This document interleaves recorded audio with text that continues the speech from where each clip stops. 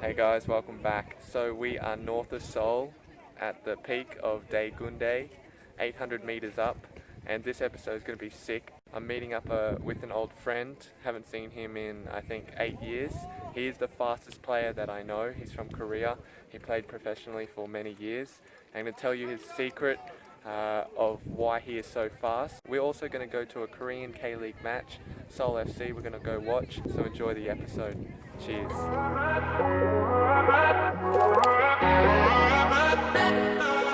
Alright, so I'm on the way to meet Kwang at the cafe.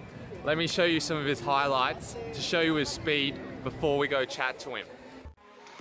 Alright, watch this guys. This is not on fast forward either. Jesus Christ.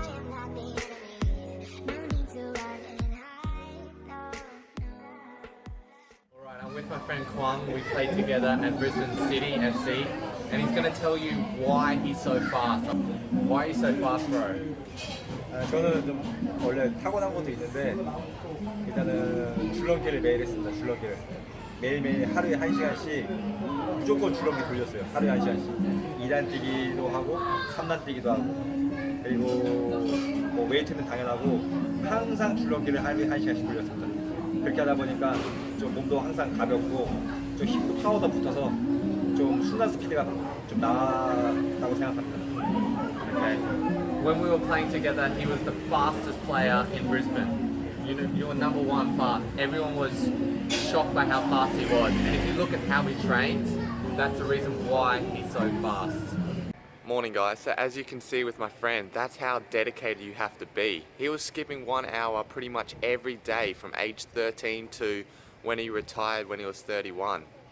That's the dedication that you've got to have. So if you want to get faster, maybe you should also add skipping to your routine. Okay, so tonight we're watching a game from the K-League FC Seoul, and before we go there I'm going to tell you a little bit about my friend from last night.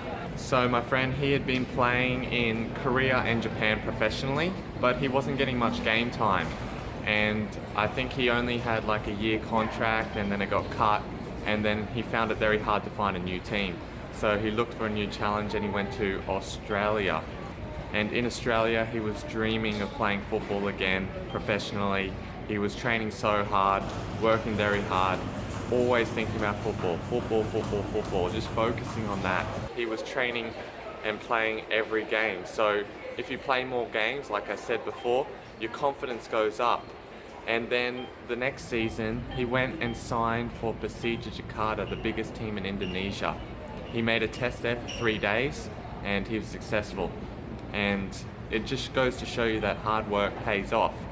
So after that 1 year at Persija Jakarta, he had to go to army in Korea. Now it's compulsory 2 years of service in the army in Korea unless you win a major tournament with the South Korean national team, like Sun did in the recent AFC Under-23 tournament. So that's why he was so happy. Now if you go to the army, there's only 2 football teams there. There's the army team and there's the police team. And they play in the 2nd division in Korea. And if you're not like a really top player from the K-League, then you won't be in this team. So if you're not in this team, you don't have football for 2 years. So that's a long bloody time. And that's what Kwon had to do. 2 years with no football. It really sucks. And he was at Persija Jakarta the year before, and this is a massive club. And lots of teams came to him and offered him deals, but he had to go to army. It was compulsory. And that's the thing with football. It's hard to stay as a professional if you're not a massive player.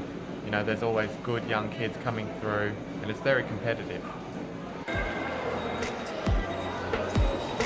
Everyone's running to the stadium. These boys, they're ready to go. We'll just follow them.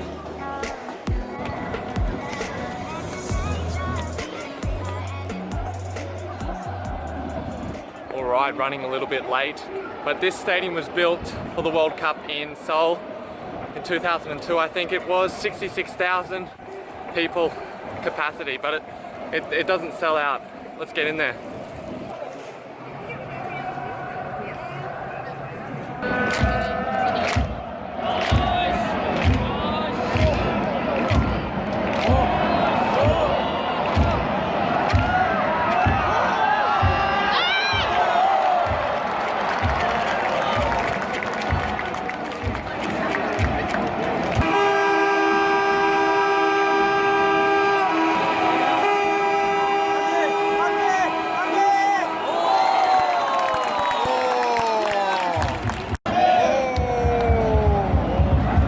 was half time, 1-0 to the other team. The tickets here were really cheap. It was 14,000 won, which is around 10 euros for a first league match. Good atmosphere as well. This beer, it costs 2 euros at a football match. That's awesome.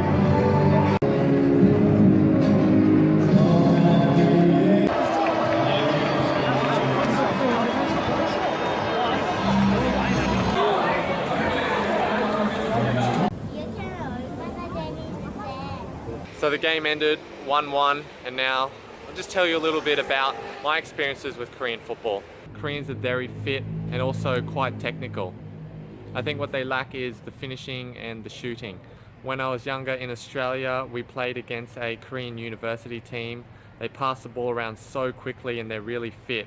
So just to give you an example, the reserve team played before us against the reserve university team, and after the game, the reserve team were running around the pitch for 90 minutes while the top team played. So it's pretty crazy, and they take fitness very serious. Sometimes I think it's too much. Even in pre-season for top teams in the K-League, they're training 2 to 3 times a day, which is insane. All right, guys, that's all I'm going to show you in this episode. Thanks again for watching. Hope you enjoyed it. A little bit about Korean football. Hope you learned something, and until next time.